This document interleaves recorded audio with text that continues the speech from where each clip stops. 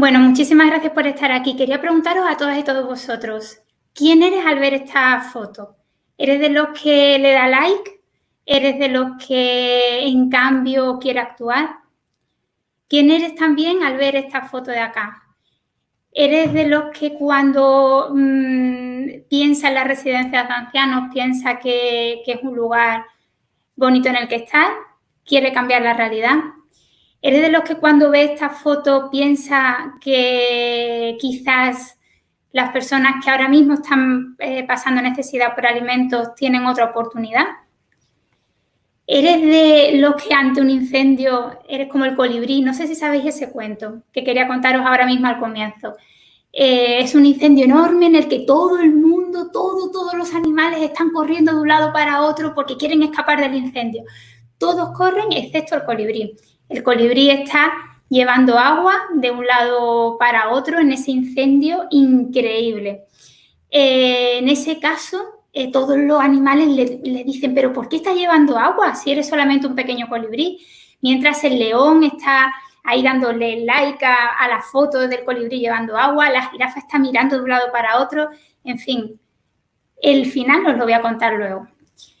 Así, con esa necesidad, ¿no?, de conectar a esos colibríes que están en todo el mundo, ¿no?, intentando llevar agua en medio del incendio, nace Frena la Curva. Frena la Curva, que para las personas que habéis estado ahí mirando, es una plataforma de ciudadana de innovación pública, de innovación abierta, de innovación ciudadana y cooperación anfibia. Cooperación anfibia, ¿por qué? Porque nos adaptamos a todos los contextos, nos adaptamos a cualquier tipo de medio, por eso somos anfibios. Y está basado sobre todo en la conexión, en la capacidad de conectar que tenemos a todos esos colibríes que están de un lado a otro en ese incendio. Y precisamente por esa capacidad de conexión y por esa oportunidad que hay de conectarlos, se comenzó desde el comienzo de la pandemia acá en España. El día 12 de marzo se lanzó frenalacurva.net como una plataforma que al principio era como una especie de foro muy sencillo, un foro en el que la gente podía colgar los recursos que tenía para educación, para iniciativas culturales, información sobre la COVID que entonces no era tan clara, en fin, se podía lanzar de todo. Y con esa necesidad precisamente de sacar la plataforma adelante, precisamente así nace Frena la Curva cada vez más y más grande, con una comunidad cada vez más y más grande.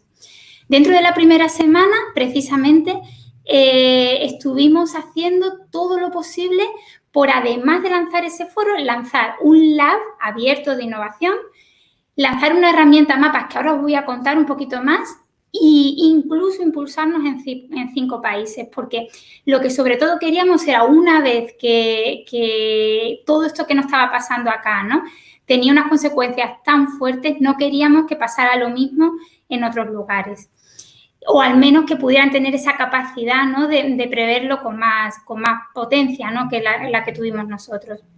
Así, de esa manera, nace el mapa, una herramienta que desde el comienzo fue súper buenísima para poder conectar precisamente todas esas acciones, ¿no? En ese caso, el mapa lo que conectaba era aquellas necesidades que estaban conectadas con puntos rojos con aquellas personas o entidades, instituciones que podían llegar a dar una solución a esas necesidades que estaban como puntos verdes. De esa manera, en el mapa veíamos muy fácilmente cómo se podía llegar a geolocalizar y a posicionar las distintas necesidades y las distintas articulaciones de ayuda en el territorio. Por eso le llamamos desde el comienzo chinchetas de solidaridad. Precisamente con esa idea del mapa, poco a poco, lo que nació fue esa conexión entre distintos ámbitos. A veces era la persona, el joven que quería ya ayudar a los abuelos, ¿no?, que no podían comprar. Otras veces era el maker, ¿no?, que estaba haciendo material y que no sabía, ¿no?, cómo de esa manera poder llegar a las personas que más los necesitaban. Y eso fue precisamente lo que más ayudó en ese momento. Ayudó lo que más a poder a poder estar, ¿no?, en ese lugar, en esa circunstancia. En ese sentido, ahí poco a poco fuimos avanzando y ahora voy a ver si ahora sí se ve.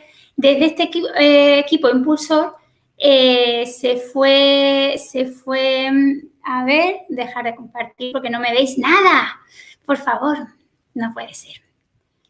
A ver, esta de acá. A ver ahora. Desde ese momento, lo que nacimos desde ese equipo impulsor, poco a poco fuimos creciendo y el equipo impulsor es mucho mayor que este solo somos algunas de las personas y fuimos poco a poco creciendo hasta que acá en España llegamos a más de 200 personas y en América Latina, juntando con todos los países que llegamos a crecer, hemos sido más de 1.200 personas activamente trabajando de manera voluntaria durante, pues por ahora van 3 meses, 4 meses ya, justamente ahora se cumplen 4 meses, totalmente de manera voluntaria y con una comunidad creciente cada vez más. Poco a poco, además, de esta comunidad se fueron generando instituciones y ecosistemas alrededor que precisamente ponían su habilidad, más que su herramienta, al servicio de frenar la curva. En toda esta pandemia, algo que siempre me ha encantado destacar y de lo que he aprendido, es que hay muchas personas que te ponen su herramienta al servicio del problema que hay, ¿no? Las personas que tienen una empresa y quieren mejorarla para poner esa empresa al servicio de la pandemia, o la app, o la plataforma, pero muy pocas personas piensan en la habilidad, en cuál es su habilidad que le llevó a construir el martillo. No tanto tener un martillo al que darle siempre, ¿no?, a todas las piezas que vas viendo, todos los clavos que vas viendo, sino cuál es la habilidad que tienes innata, cuál es tu habilidad para poner al servicio de la comunidad. Y en ese sentido, la comunidad de Frena la Curva nació así, ¿no?, con esa suma de habilidades de muchísimas personas. Y como os digo, se fue dispersando y se fue concentrando a la vez en muchísimos hubs en muchos países. En América Latina sobre todo, que prácticamente está en toda América Latina, acá en Europa también, en Portugal, en Alemania, incluso en Polonia, en Francia. Estamos en 4 idiomas, obviamente, contando con el portugués. Quiere decir que poco a poco vimos como esa pequeña idea, ¿no?, de innovación abierta se iba adaptando a cada vez más ecosistemas, con lo cual era cada vez más anfibia y cada uno lo adaptaba además de su manera. Fijaos, por ejemplo, acá en América del Sur. En América del Sur os pongo acá el mapa para que lo podáis ver como más visual, ¿no? En este mapa veis como en América del Sur, sobre todo, en muchos países, Chile, Uruguay, sirvió para mapear y para concentrar cuál era la actividad que había en torno a la falta de alimentos. Allí la solución, sobre todo, que se ha dado en muchos países ha sido tener una olla comunitaria, personas que de manera concertada en el mismo barrio ponen alimentos comunes para poder cocinar. Y de esa manera, evidentemente, pues ahorran bastante más, ¿no? Y esa solución se mapeó y el mapa ayudó a Frenar la Curva a ponerla en marcha, también en Perú. En México, por ejemplo, ha servido para mapear mucho los servicios públicos, además de que la comunidad mexicana de Frena la Curva ha tenido mucha incidencia en el tema de información, de informar a la gente, de conectar con los distintos estados de distinta manera. En ese sentido, fue también bastante diferente. Por otro lado, Centroamérica. En Centroamérica ha tenido la gran habilidad de tener un solo mapa para todos los países de Centroamérica y el Caribe y tener una sola comunidad que precisamente acciona, comparte saberes y está hoy más activa que nunca, porque no tenemos que olvidar que ahora mismo en muchos países se está todavía llegando al pico de la pandemia o recién comenzando a salir. Entonces, la situación ha sido muy distinta y aunque allí se activaron muy pronto, obviamente el cómo ha ido evolucionando todo esto ha sido muy distinto y ahora vamos a ver cómo puede llegar a evolucionar. El impacto que hemos logrado con Frena la Curva ha sido bastante grande, ¿no? Sobre todo porque ha estado en muchos niveles diferentes. desde esas chinchetas de la solidaridad, como os contaba, como los países a los que se ha podido llegar, las visitas que se ha generado y también los distintos proyectos que se han lanzado en las distintas herramientas que hemos ido teniendo como ecosistema. Y también ahora lo voy a mencionar un poquito más. También ha habido ayuda directa desde el Lab de Aragón, porque además todo esto nació desde el Lab de Aragón y ahora os cuento, a través de las mascarillas que se repartieron, de una central de mascarillas, a través de libros, bueno, en fin, que el impacto que se ha logrado hasta ahora es más que destacable. Esto es gracias a un ecosistema, no es solamente a una comunidad de impulsores, ¿no? que estamos al comienzo, sino a todo un ecosistema que se genera. Es lo que Raúl Oliván, que ha sido desde el comienzo, ¿no? Ahí uno de los grandes líderes, ¿no? de Frena la Curva, lo que recoge como un ecosistema dentro de las 6 vectores de HIP, que no os destapo, ¿no? Ahí la cuestión para que podáis leer su libro de Instituciones que Aprenden, que se va a lanzar en septiembre, que ahora mismo vais a encontrar en internet solamente un resumen ejecutivo, pero que precisamente distintos vectores hacen que este ecosistema de Frena la Curva ha sido realmente eficaz para en poco tiempo activarse. Vectores como que es open completamente, está abierto, es transdisciplinar, entran de elementos de tecnologías y sobre todo se prototipa mucho, que es de lo que os quiero hablar ahora. Dentro de ese ecosistema de Frena la Curva, además de las herramientas de mapas y de foros que os he comentado y además de esa comunidad que se ha ido entretejiendo, han existido los laboratorios de innovación ciudadana o los laboratorios distribuidos más bien de innovación, que es una metodología propia que rescataba esa metodología de los laboratorios de innovación ciudadana, pero que la adapta a una realidad muy cambiante, a una realidad muy concreta y a muy pocos días, a solamente 5 días. Además de esto, se ha logrado hacer un colaboratorio, que además el colaboratorio lo interesante que tiene es que ha logrado hacer ese ecosistema de los distintos laboratorios de innovación ciudadana que había no solamente en España, sino también en América Latina. Y por último, desafíos comunes, que os voy a hablar ahora porque es una especie de pequeña incubadora, también en tiempo récord, muy en profundidad, de proyectos que van a servir para el post-pandemia.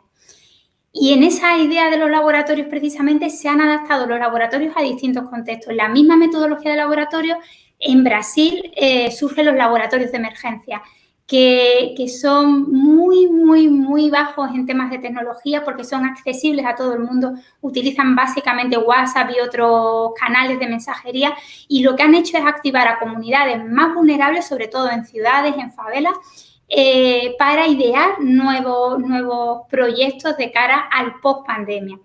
Desafíos comunes también es una experiencia increíble. Gracias a Desafíos Comunes, bueno, se presentaron más de 150 proyectos, de ahí se cogieron solamente 10 con un sistema de mentoría durante más de una semana y sobre todo de seguimiento y de acompañamiento para ver cómo esos proyectos podían servir sobre todo a ese momento post-pandemia. Por ejemplo, uno de los que le tengo mayor cariño, ¿no? También porque soy promotora ahí, Somos Memoria. Somos Memoria nace de esa necesidad de conservar los saberes de nuestros abuelos y abuelas y los que no son abuelos y abuelas de los mayores, porque realmente son la generación más vulnerable ahora mismo ante la pandemia. No solamente ha ocurrido en España, ha ocurrido en muchos más países y los que además durante los últimos años han estado muy olvidados y por otro lado también los que mejor con su saber nos pueden ayudar a aprender de la resiliencia que han tenido para poder enfrentar mejor los nuevos cambios que vamos a tener en los próximos meses y años. Esos saberes se han ido perdiendo muy velozmente, las cifras de personas mayores, bueno, sabéis, ¿no?, que todo el baile de cifras que hay, ¿no?, pero sin duda, por ejemplo, solamente en residencias de ancianos murieron más de 19.000 mayores en todo lo que ha ido de pandemia. Y ahora os voy a hablar también un poquito de eso.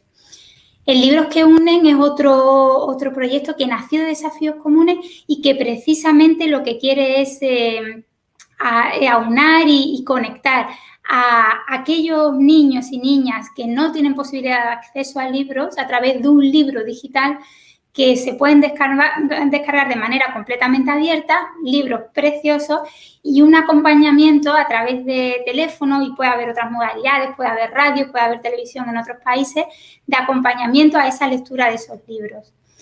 En este momento, Frena la Curva está en una metamorfosis, como creo que en parte estamos todas y todos nosotros. Esto no nos ha dejado indiferentes y obviamente vamos cambiando porque las circunstancias son totalmente distintas. No olvidemos que, a fin de cuentas, lo que hemos vivido estos meses simplemente es como el agua de un río. Era una tormenta, ha venido una tormenta muy fuerte y ha levantado todo lo que estaba abajo en el río, ¿no? Todos esos problemas que quizás ya existían. Los vulnerables son más vulnerables, los problemas económicos son más graves, la gente que estaba descontenta con su trabajo aún lo están más, la gente que de economía informal, por ejemplo, en América Latina, sí, no están trabajando, no están teniendo recursos, pero ya estaban en una economía muy frágil. Igual ocurre con las personas que no tienen acceso a alimentación, igual ocurre con nuestros mayores. Todos los problemas que estamos viendo lo hemos visto incrementados por 10, pero en realidad ya existían al fondo del río, ¿no? Aunque no lo quisiéramos ver o no lo viéramos por el agua. Entonces, en ese momento, por ejemplo, en esta foto veis algunas de las imágenes que nos llegan no de hace tanto, de hace mes y medio, un mes, de América Latina. Personas que tienen que ir a trabajar a pesar de tener que estar en casa. Banderas blancas en las puertas pidiendo ayuda. Porque no tenían para comer ese día. Largas colas en Estados Unidos pidiendo también alimentación a bancos de alimentos. Cementerios inmensos en Brasil a pesar de todo, y una deforestación que cada vez va en incremento. No olvidemos que ahora mismo las tasas de deforestación del Amazonas, precisamente por esa poca supervisión que está habiendo, en este momento han superado todo lo predecible y todo lo de los últimos años, que ya venía en incremento. Estas curvas que se van produciendo, porque comenzamos con la curva, ¿no? que así empezó a frenar la curva, con la curva de la COVID-19, para ver cómo podríamos ser como comunidad mucho más resiliente, pasa a otra curva socioeconómica. Una curva que tiene distintas caras en función de los países, que tienen distintas necesidades y distintas soluciones también en función de las comunidades, y que justamente ahora mismo está recién subiendo y recién despuntando y va a seguir muchos meses. La curva ambiental que no podemos olvidar porque nos lleva avisando mucho tiempo. Esa urgencia, ¿no? que hemos necesitado o hemos sentido con la pandemia, ojalá la pudiéramos muchas veces sentir con otros de los temas que estaban al fondo del río, que están al fondo del río, que van saliendo y que realmente están en esa base de por qué nos adaptamos tan mal o por qué nos ha costado tanto y nos va a costar tanto remontar esto, ¿no? Precisamente por esas tres curvas, por esa necesidad, ¿no? de actuar en estos temas, surgió en su momento, hace más de 5 años, la Agenda 2030, que es un poco la solución, la carta de ruta, la autopista, ¿no? por la que navegar en todas estas soluciones que deberíamos de dar. En esa Agenda 2030 a mí siempre me gusta verla, ¿no? como estos 3 círculos concéntricos, en la que la base precisamente es la ambiental, para recordar que no nos podemos salir de esos límites, ¿no? que nos marcan los ecosistemas, porque cuando nos salimos pues pasan eventos, ¿no? como los que estamos sufriendo, dentro del cual hay una sociedad y dentro de la cual hay una economía en la que siempre todo el mundo trabaja en alianza. Desde Frena la Curva hemos vivido desde el principio. Al final, para mí ha sido súper especial, ya que venía trabajando en Agenda 2030 un buen rato, sentir como una iniciativa de la noche a la mañana pone todo esto en práctica, como todas las alianzas, todo lo que siempre hemos hablado de cómo los distintos sectores, actores y niveles, ¿no? de gobierno deben de estar juntos y unidos, se ponen en marcha gracias a un momento y a una iniciativa como Frena la Curva, que precisamente pone esa Agenda 2030, la pone en práctica. No olvidemos que nació de un laboratorio de innovación pública del Lab de Aragón, pero que pronto se extendió a muchísimos sectores y a muchísimos niveles de gobierno, que han estado administraciones públicas, ONGs, empresas, ciudadanía sobre todo, porque ahí todos íbamos sin nuestro sombrero de dónde veníamos, sino nuestro sombrero de habilidad. Han estado todos puestos ahí al servicio, ¿no?, de ese mismo objetivo. Y en este sentido, en ese momento en el que te pones el sombrero de habilidad, ¿no?, y lo pones al servicio, ahí es cuando decides, ¿no?, que esa ola que viene, que esa curva que viene, que esa ola más o menos grande, decides navegarla, decides entrar en ella. Y esa decisión muchas veces no es fácil porque, como decía al comienzo, pues ante un gran problema a veces sale mejor retuitear o dar un like antes que activarse y decir, sí, yo corro la ola y allá voy, ¿no? En ese sentido, muchas veces en estos meses me he sentido un poco como entre Cassandra y Sísifo. Son dos personajes mitológicos, ¿no? Cassandra, que siempre, ¿no?, está, bueno, tiene el don de saber lo que va a suceder, pero el problema es que nadie le hace caso, no se sabe por qué, ¿no? Bueno, ¿por qué? Porque tiene esa maldición. Y por el otro lado, Sísifo que todos los días llega, o sea, durante todo el día lo único que hace es subir una pesada piedra hasta el final de la montaña y al final del día se vuelve a caer, ¿no? Entonces, todos los días en parte es como comenzar algo nuevo, porque esto es lo que nos ha ayudado a comprender, o sea, se ha concentrado todo lo que siempre, ¿no?, veníamos trabajando, se ha concentrado en muy poco tiempo, nos ayuda a comprender que muchas veces no puedes planificar porque el entorno es completamente cambiante cada día. Un día te levantas y no tienes a lo mejor las personas en el equipo que piensas porque incluso ellos mismos tienen COVID, porque han tenido que volver a los trabajos, porque, en fin, hay muchos temas ahí. Y por otro lado, a pesar de que no puedes planificar y a veces la piedra se vuelve a caer, además hay otros países que van entrando, ¿no?, en lo mismo que tú has vivido. Entonces te sientes siempre ahí un poco también como Cassandra, ¿no? Por ejemplo, en el tema de mascarillas, ha sido muy, muy curioso cómo desde el comienzo iniciamos una campaña de mascarillas, más allá de frenar la curva, de por qué se deberían de usar, desde hace más de 3 meses, de hecho, por qué realmente puede llegar a parar el contagio para otros, no para unos, sino que lo hacemos como acto social. Y en cambio ha tardado muchísimo tiempo en permear, ¿no? Nuestros compañeros de América Latina desde hace incluso más tiempo llevaban con esa obligatoriedad de mascarillas de lo que fuera, ¿no? Se la hacían en casa. Incluso con una guía, ¿no?, que lanzamos de acción para el COVID, de cómo nos podemos llegar a ver desde un colapso sanitario a un colapso económico y social y cómo reaccionar ante él. Lo mismo, ¿no? A veces cuesta trabajo el anticipar los problemas y anticipar esas soluciones como uno quisiera. Y en esa conexión que os decía antes, una de las lecciones increíblemente aprendidas en todo esto, y enlazo también con lo que decía el panel anterior, es la necesidad de esa cercanía humana, ¿no? Algo que viví muy, muy de cerca fue el intentar al comienzo, ¿no?, en esto de las residencias de ancianos, como os decía antes,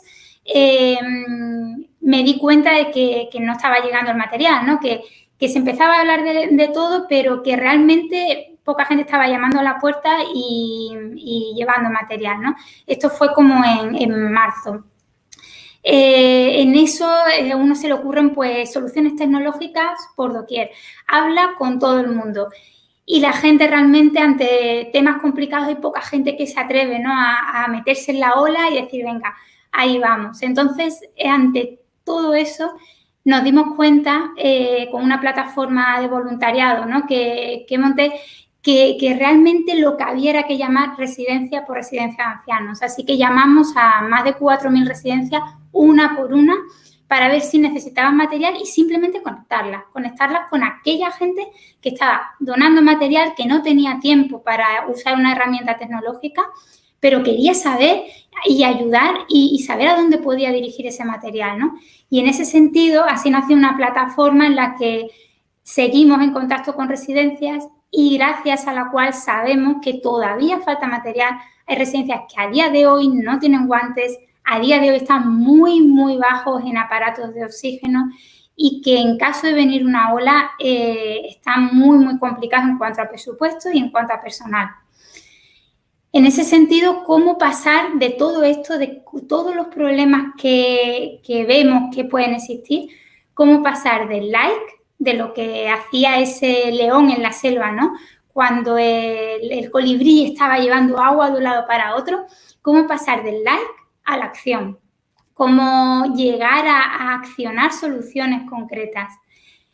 Y ahí una llamada de atención súper fuerte es el día de rebasamiento. No sé si han escuchado hablar de ese día en el que cada año agotamos todos los recursos que la Tierra ha tenido para nosotros durante todo el año. Eso es una llamada de atención brutal, porque imagínense, ¿no? Si nos gastamos todo lo que teníamos para ese año, para vivir, nos lo gastamos el día 29 de julio, como ocurrió el año pasado. Ese día, a partir de ese día ya estamos viviendo de las rentas, ¿no? Digamos. Y a partir de ese día estamos entrando en déficit, quitándole esos recursos que estamos consumiendo, comida, aire puro, agua, quitándoselo a próximas generaciones o a personas que van a vivir en un mayor grado de vulnerabilidad. Y esa llamada de atención la llevamos teniendo 40 años. Llevamos 40 años viviendo en déficit con el techo del cual no deberíamos de salir, ¿no? Con ese espacio seguro en el cual deberíamos de desarrollarnos. En cambio, esa llamada de atención no sentimos la urgencia y no la sentiremos quizás hasta que llegue ese día de rebasamiento el día 2 de enero, cuando comencemos un año y a los 2 días ya no tengamos absolutamente nada, porque todo lo que tenemos viene de la tierra. Alimentación, aire, salud, todo. Todo lo que compramos al final tiene una base medioambiental.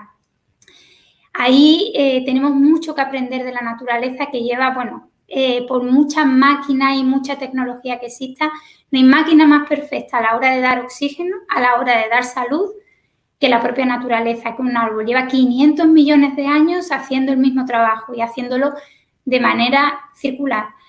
Y en cambio, cada día talamos más árboles simplemente por comernos una hamburguesa, porque no olvidemos que la máxima causa de deforestación es el consumo de carne, ¿no? Entonces tenemos mucho, mucho que aprender de la naturaleza y quizás alguna que otra ola que arrancar ahí. Esta pandemia también nos ha dado esa lección del tema de residuos, ¿no? Cómo cada vez estamos comprando más artículos de un solo uso, cosas envasadas cuando en realidad el plástico ya hemos visto que no es lo más seguro ante el virus, como esas mascarillas, ¿no? De usar y tirar.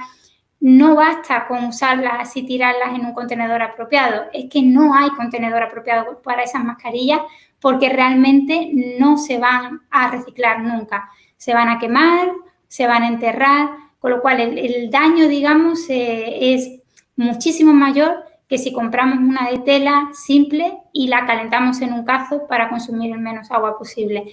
Entonces, en ese sentido, es una llamada a la atención totalmente sobre cómo van a ser nuestros hábitos de consumo. Por ejemplo, las videollamadas, ¿no? Tanto nos gusta ahora mismo y nos sentimos súper bien, ¿no? Porque podemos hacer videollamadas y viajar menos, obviamente así consumimos menos recursos, pero tampoco es que no consumamos nada con las videollamadas. Una videollamada simplemente, si tenemos durante 3 horas seguidas videollamadas un mes, es el equivalente a más de 300 kilómetros de coche, ¿no? ¿Por qué? Pues porque el uso de datos a la hora de encender un vídeo es mucho mayor que el de hablar por teléfono, con lo cual apagamos los vídeos y tenemos 12 veces menos consumo de energía de esos grandes centros de datos por el cual y hacia el cual atraviesan todas nuestras llamadas. En ese sentido, todo esto es un poco llamamiento a través de esa frenar la curva al comienzo de la pandemia, ahora frenar otra serie de curvas, un poco hay llamamiento a qué tipo de huella tenemos, cuál es nuestra huella en nuestro planeta, tanto social como ambiental, como ética, cuál es la huella que podemos llegar a dejar y si podemos poder dejar una huella positiva en ese sentido. ¿Es posible vivir con poca huella? Yo creo que sí. Yo al menos llevo 7 años sin generar residuos y se puede totalmente y doy fe de ello. Ahí a la hora de esa huella es fundamental el trabajo. Ahora mismo estamos volviendo a la economía, volvemos a ese mercado laboral, que esa normalidad, ¿no?, a la que extrañábamos tanto. ¿La extrañábamos o no? Esa economía en la que al final nos tenemos que preguntar si estábamos contentos o no con la posición que ocupábamos. Porque a fin de cuentas no es lo mismo el valor que el precio, es muy distinto. Y cuando nos damos cuenta de la diferencia de valor y precio, entre valor y precio, realmente podemos involucrarnos en muchos más sitios y podemos realmente cambiar, ¿no?, la perspectiva en la que estamos. Por ejemplo, si veis en este gráfico súper sencillo, a la izquierda veis cómo por una parte está el dinero, ¿no?, que creemos que necesitamos para vivir, y por otra parte el dinero que realmente necesitamos para vivir, que es mucho menor, como hemos visto estos meses. Podemos llegar a vivir con bastante menos de lo que creíamos muchas veces. ¿Por qué? Pues porque simplemente la economía ha parado, y ha parado en muchos lugares, porque hemos consumido solamente lo totalmente imprescindible. Lo prescindible lo hemos dejado, y entonces en ese caso pues la economía se ha visto un poquito más, ¿no?, un poco más, bastante más perjudicada. Y la comparativa entre el dinero con el valor de aquello que cobras, muchas veces el valor de lo que generas es muchísimo mayor del valor de lo que realmente cobras, y luego todo el valor de aquello que puede llegar a generar dentro de una sociedad, que es infinito muchas veces y es realmente lo que más abunda. En ese sentido, el valor de lo que puedes llegar a generar se mide por la capacidad que muchas veces puedes llegar a tener a agarrar esa ola. Puedes decidir si quedarte en esa ola o en ese mar, ¿no?, viendo las olas venir, o si puedes llegar a generar un valor lanzándote en esa ola con compañeros, con compañeras, con plataformas, con innovación, y agarrar esa ola y prestar esa ola para una causa. En ese sentido es preguntarte quién eres en este momento dentro de este gran incendio. Este gran incendio que sigue existiendo, pero que tenemos muchas más herramientas para enfrentarlo. No es que la pandemia haya sido una oportunidad, más bien es un detonante. Como decíamos antes, la pandemia no es que se haya visto otro río diferente, es el mismo río, pero muchas cosas han salido, y muchas personas lo utilizan palabra oportunidad cuando se ha visto el sufrimiento tan de cerca. Quizás por aquellos que han sufrido tanto lo deberíamos de ver más bien como un detonante para el cambio, ¿no?, como una manera en la que nos tiene que ayudar a tener otro papel dentro del incendio. Un incendio en el cual el colibrí, que os contaba al comienzo, lleva agua de un lado para otro, lleva agua, y todos los animales le dicen, como decía, ¿por qué llevas agua si sabes que no vas a parar este incendio? Y bueno, el colibrí le dice, porque yo al menos hago mi parte. Si todos hiciéramos nuestra parte, seguro que va a pasar. Ojalá que movimientos como este impulsen para ello. Seguro que ese incendio poco a poco se va parando. Y a fin de cuentas no olvidemos, ¿no?, que la vida, solamente tenemos 2 vidas, ¿no?, y la segunda vida comienza cuando nos damos cuenta de que solamente teníamos una vida que vivir. Precisamente es la segunda vida de la Tierra, es la segunda vida de todas y todos nosotros, y ahora nos tenemos que dar cuenta, ¿no?, de que realmente solamente teníamos una, y de que es el momento de agarrar esa ola y de tomar nuestro rol en el incendio.